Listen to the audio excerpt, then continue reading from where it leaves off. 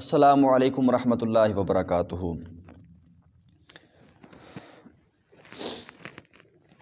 آج کی کلاس میں ہم نورانی قاعدہ کی تختی نمبر 3 پڑھیں گے۔ پہلی 2 میں نے ان کا ذکر کر دیا ہے، اب تیسری ہے۔ تو یہ ٹوٹل آپ کا 20 دن کا ایک کورس چلے گا، جس میں ہر روز ایک تختی جو ہے سبق وائز 20 تختیاں بنیں گی، جو اگر آپ نے ان کو ایک بار میں بھی اگر آپ نے ان کو سن لیا نا تو انشاءاللہ آپ کو نورانی قاعدہ پڑھنا آ جائے گا۔ اگر 2 بار سن لیں گے تو مزید پختہ ہو جائے گا، 3 بار، اور جتنا زیادہ سنیں گے اتنا زیادہ پختہ ہوگا۔ تو یہ چھٹیاں تھیں، اسکولوں کی چھٹیاں تھیں، اگر ان کے اندر ہم اپنے بچوں کو باقاعدگی کے ساتھ یہ 10 چھٹیاں ہیں یا 15 چھٹیاں ہیں، جتنی بھی چھٹیاں ہیں، ایک دن بھی ان کو پڑھاتے نا تو کم از کم آدھا نورانی قاعدہ ہم پڑھ چکے ہوتے۔ اور جو بچہ آدھا نورانی قاعدہ پڑھ لیتا ہے نا، اس کے بعد جو آدھا بچ جاتا ہے وہ ان کے لیے پڑھنا مشکل نہیں ہوتا، کیونکہ وہی بار بار الفاظ، وہی چیزیں بار بار آنی ہیں، انہی کی مثالیں ہیں، انہی کی مشق ہے۔ تو پہلی 2-3 تختیوں کے اندر ہی سب کچھ ختم ہو جاتا ہے۔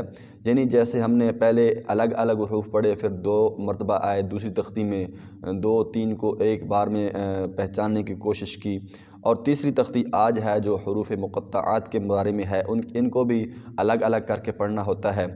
اس کے بعد 3 تختیاں اور ہیں، وہ حرکات کے اوپر ہیں۔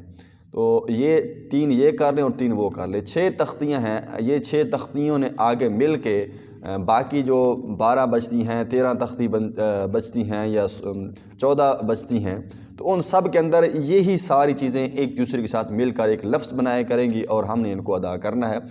ہمیں پہلے سے پتہ ہوگا کہ یہ حرکات میں سے کون سی حرکت ہے اور حروف میں سے کون سا حرف ہے، بس ان کو ملانا ہے، ان کی جوڑ نکالنی ہے اور ان کو ادا کرنا ہے، یہ چیز ہے۔ تو یہ 20 دن کا کورس، اگر کسی کے پاس یہ ویڈیو پہنچی ہے، کوئی بھی دیکھ رہا ہے، تو اس کو چاہیے کہ وہ آگے کسی کو اس کے بارے میں، اگر یہ ویڈیو نہ بھی دکھائے تو خود سے ان کو پڑھائے، اپنے بچوں کو پڑھائے، اپنے بھائیوں کو پڑھائے، جو چھوٹے ہیں آپ کے ماتحت ہیں ان کو پڑھائے، تو یہ ان کا فائدہ ہو جائے گا۔ آج کی تختی جو ہے وہ حروف مقطعات کے متعلق ہے۔ حروف مقطعات، ان کا مطلب ہوتا ہے کہ ان حروف کو الگ الگ علیحدہ علیحدہ پڑھنا ہوتا ہے۔ جیسے ہم نے مرکبات میں جو پچھلی تختی تھی، الف، لام الف، با الف، یعنی کہ حروف اکٹھے لکھے ہوئے تھے، ایک لفظ تھا، لیکن ہم نے ان میں سے حروف کی تعداد کو جو ہے نا الگ الگ کیا کہ اس میں فلاں حرف ہے، فلاں ہے اور فلاں ہے۔ تو اسی طرح ان کے اندر بھی کچھ ہوں گے جن کے اندر 3 حرفی ہوں گے، کچھ 4 حرفی ہوں گے، اور کچھ 4 سے بھی زیادہ ہوں گے۔ تو ان کو ہم نے کیسے ادا کرنا ہے؟ پہلی بات کہ ان کو بھی الگ الگ نام سے پکارنا ہے۔ جیسے الف لام میم شروع میں ہے تو اس کو الف، لام اور میم 3 حروف ہیں، تو ان کو الگ الگ طور پر ہی ذکر کریں گے، لیکن ان کے اوپر حرکات ہیں، مد ہیں، تو ان کو مد کی جو آگے آپ پڑھیں گے، کیا کہتے ہیں، مد کو کیسے ادا کرنا ہوتا ہے وہ آگے اسی قاعدے کے اندر آئیں گے۔ تو ان کو لمبا کرنا ہوتا ہے، مزید میں اس کی تعریفیں وغیرہ یہ سب آپ کو سمجھاؤں گا۔ بہرحال آپ نے اس کو کیا کرنا ہے، جس حرف کے اوپر بھی یہ المدہ مد ہوتی ہے اس کو لمبا کریں گے۔ اور تیسری چیز کا آپ نے خیال یہ رکھنا ہے کہ ان حروف کے اندر میم اور نون، ان کی آواز کو صرف ناک میں ٹھہرانا ہے، باقی کسی حرف کی آواز کو ناک میں نہیں لے کے جائیں گے، ٹھیک ہے نا۔ شروع میں پہلا حرف ہے الف لام میم، ان میں تیسرا حرف میم ہے، تو اس میم کی آواز کو ناک میں ٹھہرائیں گے، الف اور لام کی نہیں۔ مثلا الف لام، یہ جو لام اینڈ پہ میم بنتی ہے نا، اس میم کو تھوڑا سا گھمائیں گے، الف لام میم، ٹھیک ہے، یہ ان کی ادائیگی ہے۔ اور یہ قرآن کے اندر 29 جو ہیں صورتیں ہیں جن کی شروع میں ان حروف کو ذکر کیا گیا ہے۔ یہ آپ کو یہ سارے حروف صورتوں کے آغاز میں، صورتوں کے شروع میں ہی نظر آئیں گے، درمیان میں مشکل ہے کہ آپ کو کہیں پہ نظر آئیں۔ تو جب آپ کو یہ حروف ٹوٹل جتنی بھی ہیں، 6 ہیں، 7 8 ہیں، تو یہ جب آپ کو آ گئے تو سمجھ لیں کہ 29 صورتوں کا شروع والا پہلا لفظ جو ہے وہ آپ کو آ گیا ہے۔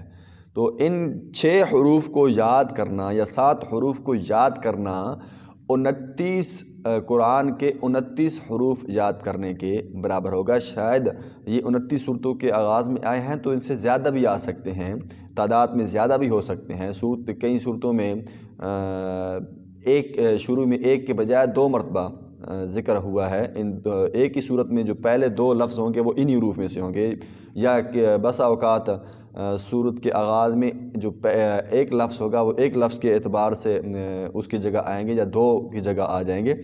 تو اگر ایک بھی ذکر کیے گئے ہوں نا تو 29 صورتوں کے شروع میں ہے تو 29 حروف آلریڈی آپ کو آ گئے۔ تو یہ ان کا فائدہ ہوتا ہے۔ تو اس کو آپ نے پڑھنا کیسے ہے، ادا کیسے کرنا ہے، یہ آپ نے اس کو دیکھنا ہے۔ ان کو الگ الگ پڑھنا ہے اور نون میم ان دونوں کی آواز کو ناک میں ٹھہرانا ہے، باقی کسی کی آواز کو بھی نہیں۔ تو ان کو پڑھنا کیسے ہے، الگ الگ، جیسے آپ نے دوسری تختی کے اندر اس بات کو سمجھا تھا کہ ان حروف کو الگ الگ ذکر کرنا ہے۔ تو پہلا ہے الف لام میم، لام پر مد ہے، میم پر بھی مد ہے، لام کو بھی لمبا کرنا ہے، میم کو بھی۔ الف لام میم، ٹھیک ہو گیا۔ دوسرا ہے، دوسرے میں بھی میم استعمال ہوئی ہے، لام میم اور صاد ان دونوں کے اوپر مد ہے، ان کو لمبا کریں گے۔ الف لام میم صاد، صاد، سواد نہیں پڑھنا۔ الف لام میم صاد، جتنا لام کو اتنا میم کو اتنا صاد کو۔ الف لام میم صاد، یعنی یہ 5 سیکنڈ تک میں نے آپ کو بتایا کہ اتنی مقدار ہونی چاہیے لمبا کرنے کی۔ الف لام میم صاد۔ تیسرا ہے الف لام را، اب لام اس میں میم کو لمبا نہیں کرنا کیونکہ اس کے بعد میم نہیں ہے، تو الف لام کو صرف لمبا کرنا ہے، لام کو زیادہ لمبا کرنا ہے، آگے را ہے اس کے اوپر کھڑی زبر ہے، یہ مد سے تھوڑی سی چھوٹی ہوتی ہے مقدار میں، تو اس کو تھوڑا لمبا کرنا ہے، لام کو زیادہ۔ الف لام را، الف لام را۔ اس کے بعد ہے پھر دوبارہ میم استعمال ہوئی ہے، الف لام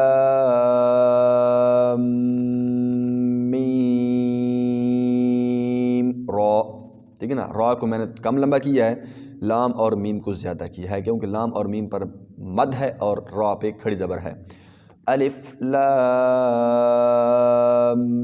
میم را، را کو موٹا بھی پڑھنا ہے۔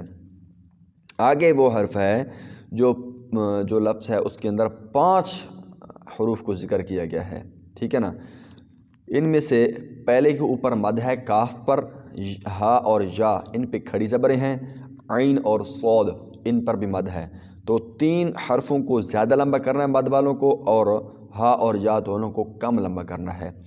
اب آپ نے ترتیب دیکھنی ہے، کاف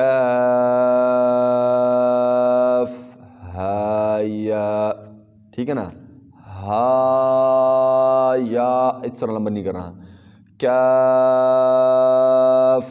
ہا یا عین صاد، ٹھیک ہے، کاف